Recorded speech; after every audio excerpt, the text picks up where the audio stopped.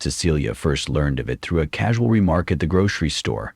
She was filling her cart with apples and cereals when she overheard an elderly couple discussing a whispered chant heard in the local park at dusk. The husband said it was nonsense, an urban legend. The wife's response, however, sent a chill through Cecilia's bones. But something is wrong with those people. They stumble around blank-eyed. They don't even recognize their own name. Cecilia paused, her gaze caught by the old woman's haunted expression. Something told her this wasn't a simple rumor. The local park was a mere block from where she lived, and she jogged there countless times. Now, in broad daylight, the thought of stepping foot among its trees made her uneasy. Ignoring the creeping sense of dread, Cecilia pushed her cart away before the couple could notice she was eavesdropping. She finished at the register in silence, the entire time recalling the old wife's tone. It sounded like a warning. On the short drive home, she saw the towering oak trees that framed the park's entrance. Usually inviting, they stood like tall, spindly guardians. The rustle of leaves might have masked a presence, something ancient, something watchful. The park's wide lawn was deserted except for a single man rummaging through a trash bin, his posture akin to someone who had forgotten why he was there in the first place. That night, Cecilia's sleep was restless. She dreamed of a half-lit path stretching deep into the park, lined by rows of dark shapes she couldn't quite identify. A faint humming sound hovered at the edge of her hearing, like 1,000 insects buzzing in unison. She awakened at dawn, heart pounding, her throat dry. The details of her dream blurred almost instantly, but the sense of foreboding clung to her like a wet film. Only after she turned on every light in the house did she manage to calm down. The day passed in a haze. At midday, she scrolled through a local community forum, looking for mention of a chant in the park. She found sporadic posts describing bizarre sightings. A father wrote about losing sight of his child for 5 minutes near the old gazebo, only to find the boy standing stock still, staring at the sky. A teenager spoke of an eerie humming she and her friends had heard near the duck pond. But nowhere was there a direct account of the whispered chant, just hints that something unexplainable was happening after sunset. Her curiosity compelled her to go to the park that evening, but she needed a companion to stave off the dread swirling in her mind. She called her friend Trevor, a local journalist who'd written pieces on everything from city politics to ephemeral ghost stories. Trevor's initial reaction was to laugh. "A chant that erases your identity?" he repeated. "That sounds like a headline from the tabloids. But hey, I'm not one to pass up a spooky story." They agreed to meet at the park entrance just after dusk. While she waited for him, Cecilia paced around her living room, peeking through the blinds at the streetlights flickering on one by one. When Cecilia arrived, Trevor was leaning against the iron gate that arched over the main path into the park. He gave her a confident grin. "Ready to play detective?" His attempt at humor failed to quell the anxiety coiled in her stomach, but she forced a smile. Together they headed down the path, the glow of old-fashioned lampposts growing fainter the farther they walked. The hush seemed unnatural. In a park that was typically filled with the chirping of crickets and rustling of small critters, there was only a tense, humming silence. They passed benches and clusters of bushes to reach the heart of the park. A large, open lawn bookended by tall oak trees on one side and a weathered gazebo on the other. Street lamps were spaced widely here, leaving large patches in near darkness. Trevor peered around, his notepad in hand. "So far, just a normal night," he said quietly. But then his eyes flicked to movement near the large oak tree. A figure stood beneath it, swaying slightly as if in a daze. Cecilia's pulse quickened when she recognized the stance from her earlier glimpse at the man rummaging in the trash. This person, a woman by the shape of her silhouette, was similarly hunched. She wore a hooded jacket, and her feet were bare. Extending a cautious hand, Cecilia approached her. "Ma'am, are you okay?" The woman's head snapped upwards, like a puppet jerked by invisible strings. The overhead light revealed wide, unblinking eyes. Cecilia instinctively stepped back. Trevor reached out to steady the woman's shoulder. "Hello, we can help you," he said, keeping his voice gentle. The woman's gaze darted from them to the surrounding park. Her pupils were pinpricks. She opened her mouth, but only a hiss came out. It was so faint that Cecilia had to move closer. The figure exhaled, her lips moving as though reciting something, but no real words emerged. Trevor tried again. "Do you need medical attention?" The woman blinked, then swayed dangerously. Only quick reflexes allowed Trevor to catch her before she toppled to the ground. Cecilia's hands shook as she lifted the woman's hood. Dark hair stuck to a slick of sweat on the woman's brow, and there was a scratch on her forehead, as though she had wandered blindly into a low-hanging branch. "We should call an ambulance," said Cecilia. But the moment she reached for her phone, the woman's expression changed from vacant to intense panic. She tore away, sprinting off with a frantic burst of speed.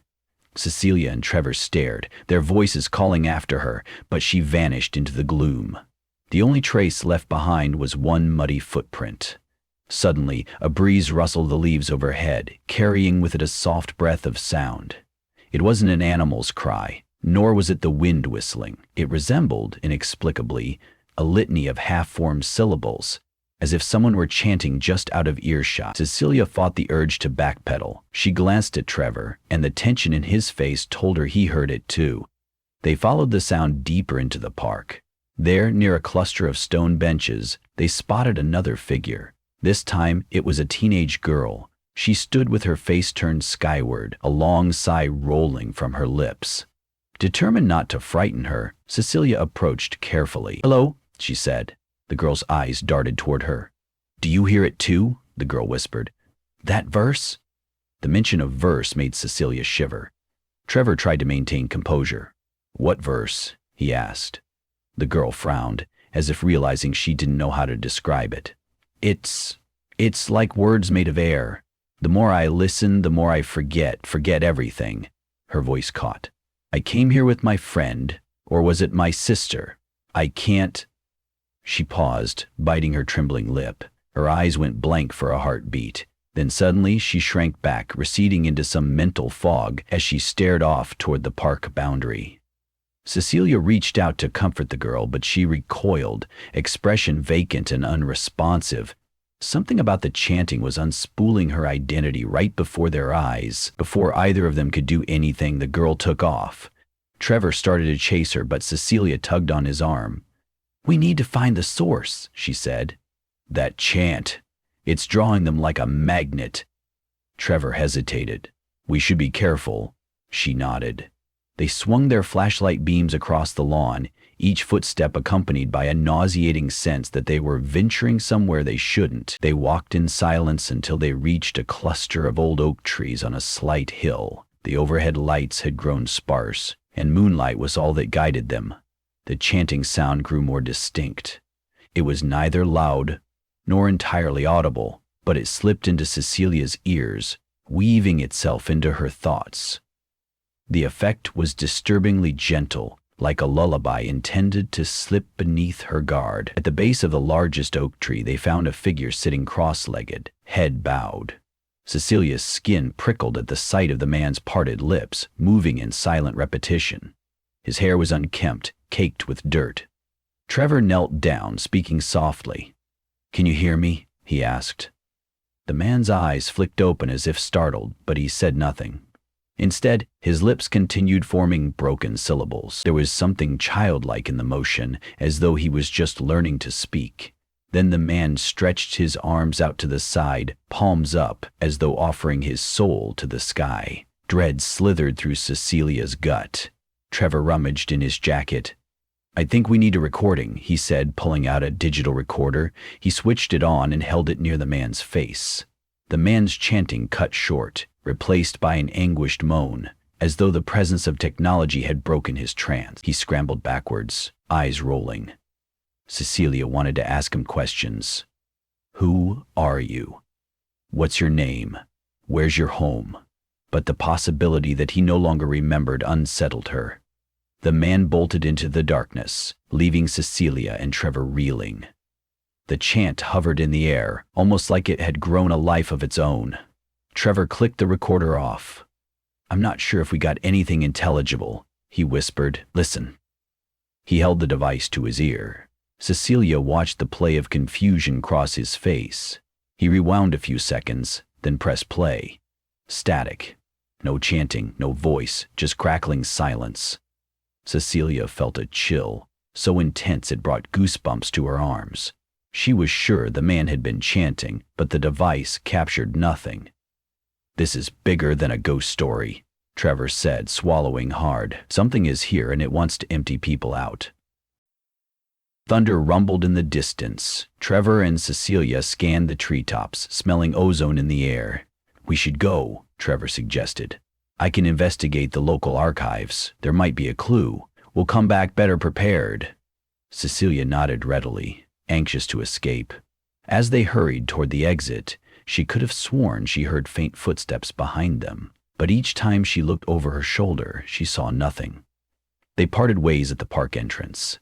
Cecilia flashed a small smile. "Text me as soon as you find anything," she told him before getting into her car. As she drove off, she realized the chanting sound had wormed into her memory, an echo that refused to go silent. Once home, she tried to shake it off with a hot shower. When that failed, she resorted to turning on every light and distracting herself with mindless television. Sleep was elusive. Every time she closed her eyes, she saw blank-eyed people wandering among twisted trees. She glimpsed that teenage girl's face, the fear as she forgot her own identity. She pictured the hooded woman's wide eyes and whispered hiss. By the next morning, Cecilia was an emotional knot. She called Trevor, but he didn't pick up. Suddenly alarmed that the chant might have claimed him overnight, she hopped in her car and drove downtown to the local newspaper office. Trevor had a cubicle in the corner of the large open-plan room. His coat rested on his chair, but he wasn't there. A fellow journalist glanced over.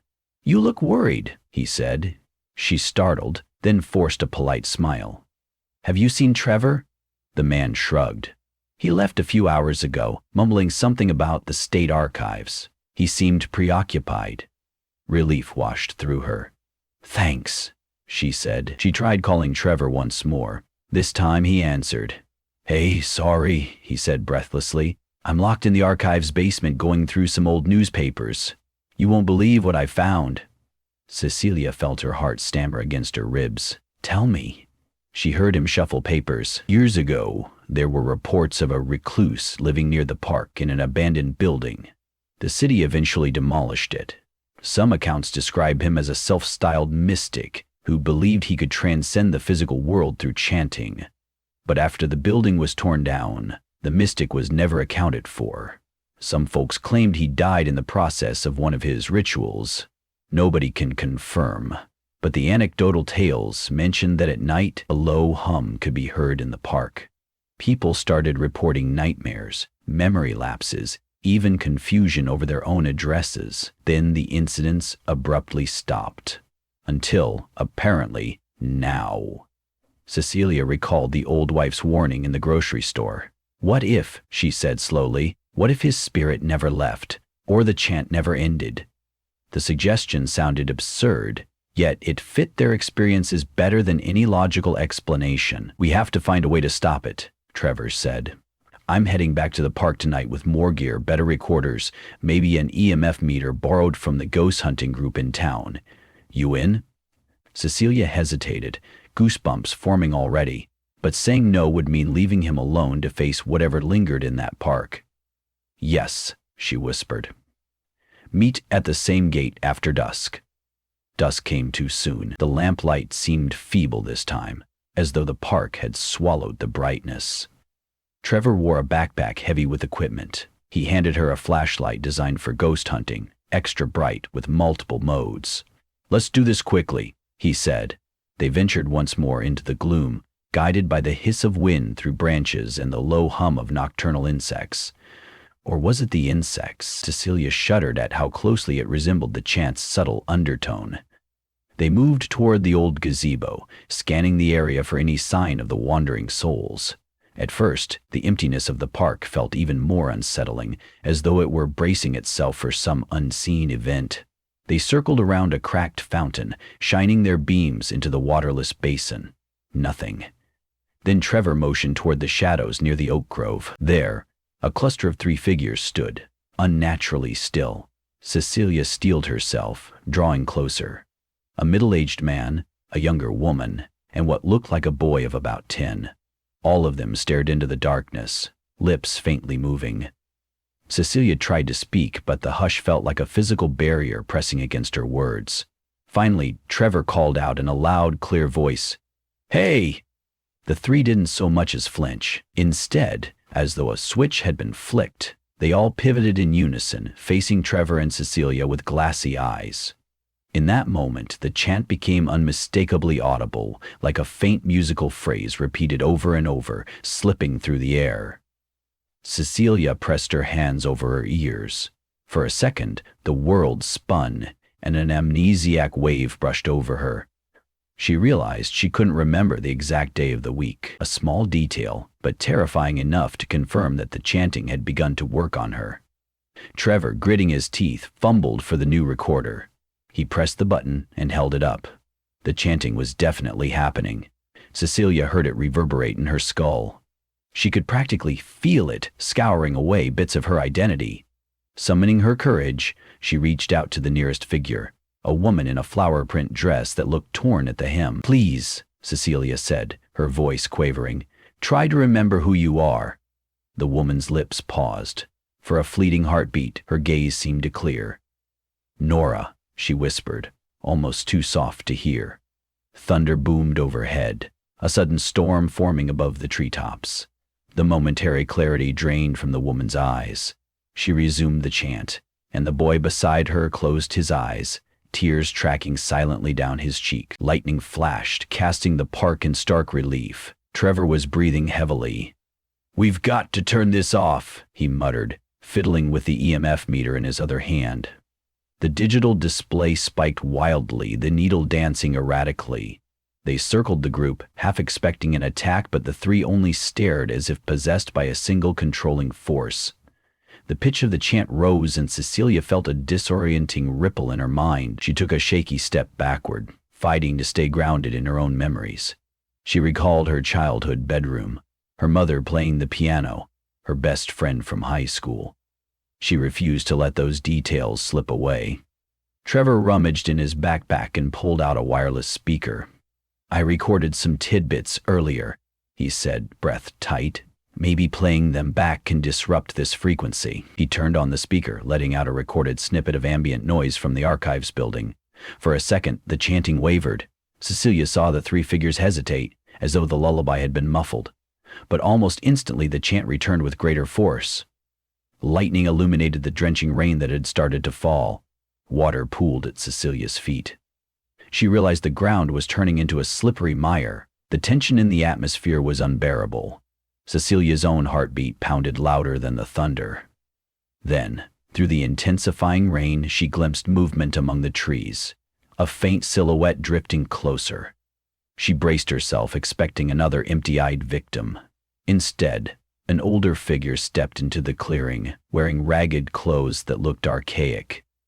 His hair clung to his shoulders, and rain cascaded down his brow. His mouth moved, forming the same chant, but his eyes gleamed with something else, awareness. Trevor's expression went slack. "Is that?" He didn't finish. Cecilia knew instantly who this must be, the mystic who had begun everything. The chanting soared in volume, though his mouth barely moved. Trevor fell to one knee, pressing his hands against his ears. Cecilia felt memories slipping faster, the name of her grade school teacher, the taste of her first birthday cake. She gasped, hooking her fingers into Trevor's jacket and tugging him back toward the gazebo like a lifeline. The mystic, if indeed that's who he was, fixed his gaze on them. There was no pity in his face, only an unyielding calm that radiated power. When he advanced closer, the group of three parted to let him pass. Cecilia's breath came in ragged gulps. She understood that if she let this chant consume her, she would become just like the others, an empty vessel wandering the park, her sense of self erased. Trevor managed to turn the wireless speaker up to full volume, unleashing harsh static. The mystic jerked his head, the only sign of disturbance, before continuing forward. Desperate, Cecilia searched the gazebo's interior for something, anything that might help. Her beam landed on a rusted metal plaque affixed to the gazebo's support column.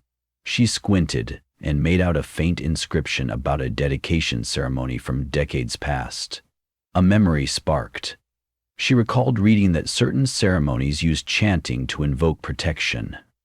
She had no arcane knowledge, no magical words, but she had her own will and voice. She latched onto Trevor's arm.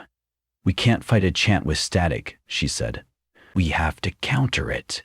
Trevor looked at her, bewildered, but then nodded. Shaking, she aimed her flashlight at the mystic. She raised her voice, though it trembled, and began speaking the only words she could think of. Lines of an old children's lullaby her mother used to sing. Simple, innocent notes floated into the air. The mystic froze mid-step, as if listening. The group of three paused in their chanting, their heads swiveling toward Cecilia. Encouraged, Trevor joined in, reciting anything that came to his mind, a half-remembered poem, a nursery rhyme from his childhood. The effect wasn't immediate, but the discord it created against the mystic's chant was tangible. The warring threads of sound hung in the air like colliding waves. The entire clearing seemed to shudder under the tension. Then lightning flashed, striking a tree just yards away, a deafening crack. Cecilia was momentarily blinded. The chant fractured. When her vision cleared, she saw the mystic double over, clutching his chest as though in pain. The boy and the two adults clapped their hands over their ears, expressions panicked. Seizing the moment, Cecilia yelled, "Stop! This is not yours to take." She wasn't sure if she was addressing the mystic or the strange force behind the chant. Another thunderous roar. Rain poured. Branches snapped overhead. The mystic raised his head, eyes blazing with sorrow, or was it fury? He mouthed one final phrase, and the three nearest him took off in aimless, stumbling runs. Cecilia stepped forward, heart hammering. She continued to speak, anything to disrupt the chant's hold. Trevor's voice blended with hers, forming a patchwork of words. Slowly she saw the mystic back away. He didn't vanish in a sudden puff of smoke. Instead, he retreated, step by step, fading into the rain-soaked shadows, until the storm swallowed him. Exhaustion slammed into Cecilia. She sank to her knees, mud squelching around her. Trevor scrambled to her side. They scanned the park, searching for any traces of the chanting. There was only the patter of hard rain on grass and the pant of their own labored breathing. The silhouettes of those who had been entranced were gone, as was the mystic. A strange hush replaced the oppressive miasma of sound. They limped back toward the gate, drenched and weary. When at last they emerged onto the street, it was empty. Light glowed from houses nearby, unaffected by the storm's passing. Cecilia checked the time. They had only been in the park for an hour, yet it felt like an eternity. They stood under a street lamp, shivering. Trevor released a shaky laugh. "We did it," he said, though his tone was laced with uncertainty. Cecilia stared at him, not entirely convinced. "We disrupted him," she said. "But did we stop him?" Her mind went to the scattered park wanderers. Did they regain themselves, or had they dispersed into the night still lost? She didn't have an answer. Trevor put a hand on her shoulder. "Maybe there's no permanent end," he said gently. "But tonight, it's quiet." Cecilia realized she couldn't feel the chant's haunting echo anymore. Her memories, though battered, seemed intact. She let out a breath she hadn't known she was holding.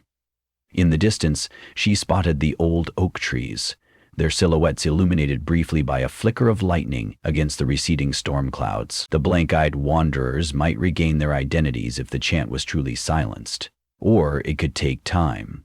She glanced at Trevor, thinking of her friend's unwavering support. The next morning, Cecilia woke up to find her phone lit up with local community alerts. Some people reported missing relatives returning home overnight, drenched but safe, though extremely disoriented. Others described a sudden feeling of warmth around midnight, like a weight had been lifted. No one had a clear explanation. Uncertainty laced each message, yet the sense of urgency that once pervaded these discussions had softened into cautious hope. Days passed. No further reports surfaced of vacant eyes and whispered chants. Cecilia revisited the park under bright afternoon sun, determined to banish the memory of that harrowing night. The place looked so ordinary. Kids playing by the fountain, families strolling with dogs, joggers breezing past. The oak trees stood in passive silence, no hint of malevolence. There was a single moment when she imagined she heard a soft hum on the breeze, but it turned out to be a gardener's leaf blower. She exhaled, relieved. Still, the knowledge of what she and Trevor had confronted stayed with her, an undercurrent of unease whenever she caught sight of the park from her bedroom window. But so far the chanting had not returned. If the mystic still lurked, perhaps he lay dormant, waiting for another chance to seize unwary souls. Or maybe the collision of their feeble lullabies with the raw force of the storm had broken something irrevocably. Perhaps the mystic had at last departed, his spirit undone by the intrusion of new voices. Trevor and Cecilia kept in touch, meeting for coffee in the following weeks to discuss any unusual sightings. Each conversation found them shifting between relief and vigilance, never quite sure they were free of the threat. One afternoon, Trevor managed a wry smile. "You realize we fought something we can't begin to explain," he said. "And we survived." Cecilia sipped her latte, nodding. "Not many people will believe us if we told them every detail."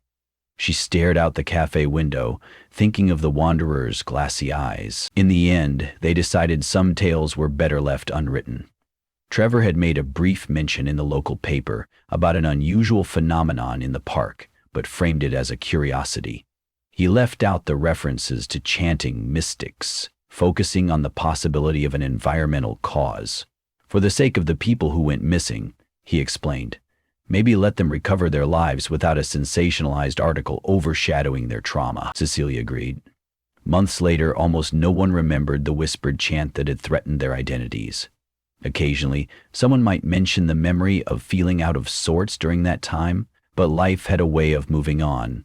The park returned to normal, a place for picnics, joggers, and romantic strolls at twilight. Sometimes, Cecilia would notice an empty bench on the far side of the lawn, watch the wind whip leaves into small eddies, and recall how easily the chant had slipped under her guard.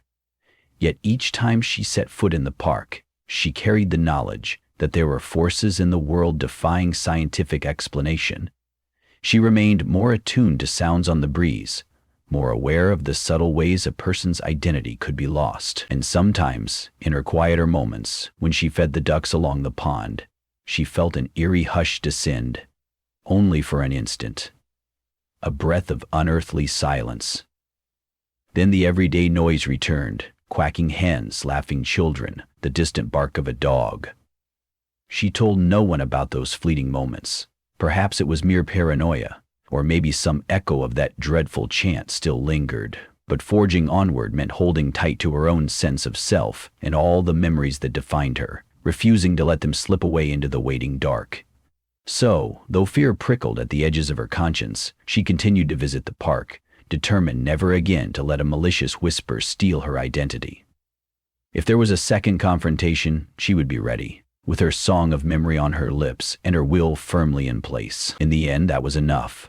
For if the chant once again came creeping through the dusk, searching for unsuspecting souls, Cecilia knew she would stand her ground. And in that steadfast refusal to yield, she found a strength that not even the most hypnotic whisper could erase.